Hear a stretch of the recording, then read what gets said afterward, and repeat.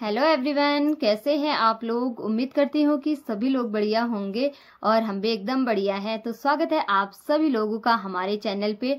दोस्तों, आज कोई व्लॉग नहीं आने वाला है। आज मैं आप लोगों के साथ एक स्वराली गीत शेयर करने वाली हूँ। और दोस्तों, जो ना स्वराली गीत है वो चाची लोगों ने भी गाया हुआ है। तो हमारी ना चाची लोग बोल रहे थे कि अपने व्लॉग के माध्यम से हमारा ये स्वराली गीत भी शेयर करना करके। तो इसी वजह से ना मैंने व्लॉग में नहीं डाला ये वाला गीत, स्वराली गीत। मैंने कहा क्यों ना इसका एक अलग से वीडियो डाला जाए।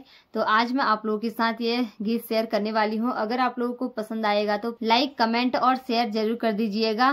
और साथ में जो भी हमारे चैनल पे नए जुड़े हुए हैं तो प्लीज सब्सक्राइब करके जाएं।